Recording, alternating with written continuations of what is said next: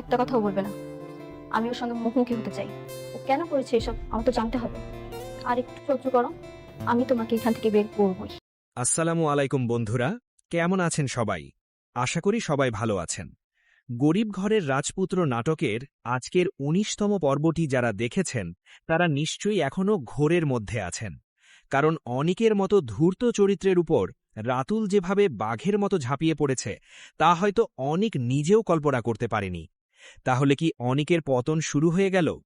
চলুন আজকের পর্বের সারসংক্ষেপ এবং আগামী পর্বে কি হতে পারে তা নিয়ে একটু বিস্তারিত আলোচনা করি।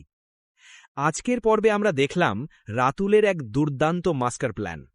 মেঘলাকে কিডন্যাপের একটি সাজানো নাটকের মাধ্যমে অনিককে ফাঁদে ফেলা হয়।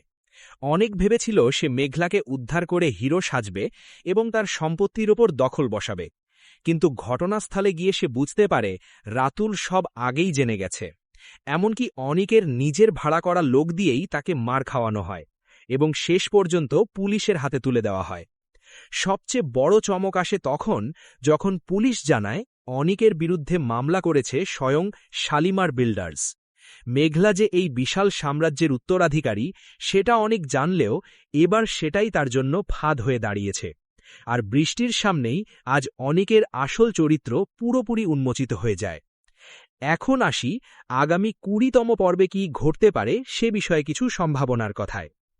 প্রথমত, অনিককে রিমান্ডে নেওয়া হতে পারে এবং সেখানে কঠিন জিজ্ঞাসাবাদের মুখোমুখি হতে হবে। হয়তো সে তার অনেক অপকর্ম স্বীকারও করতে বাধ্য হবে। তবে বড় প্রশ্ন হচ্ছে, সে কি মেঘলার দায়িত্ব স্বীকার করবে? এই জায়গায় ডিএনএ রিপোর্টটি গুরুত্বপূর্ণ ভূমিকা রাখতে পারে। দ্বিতীয়ত, মেঘলার চরিত্রে বড় পরিবর্তন দেখা যেতে পারে।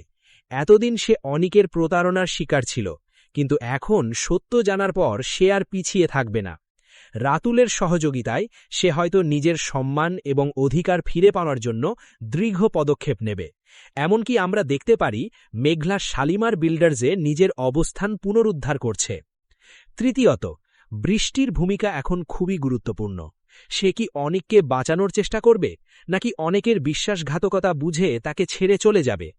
আজকের পর্বে বৃষ্টির চোখে যে ঘৃণা আমরা দেখেছি তাতে মনে হচ্ছে সে আর অনিকের পাশে থাকবে না। এখন প্রশ্ন আপনাদের কাছে, আপনাদের কি মনে হয়, অনিক কি আবার কোনো নতুন চাল চালবে, নাকি এখান থেকেই তার পতন নিশ্চিত? মেঘলা কি তার প্রাপ্য সম্মান ও সম্পদ ফিরে পাবে? আর রাতুলের পরবর্তী পরিকল্পনা কি হতে পারে? আপনাদের মতামত অবশ্যই কমেন্ট করে জানান। নাটকের সব আপডেট সবার আগে পেতে আমাদের চ্যানেলটি সাবস্ক্রাইব করে সাথে থাকুন।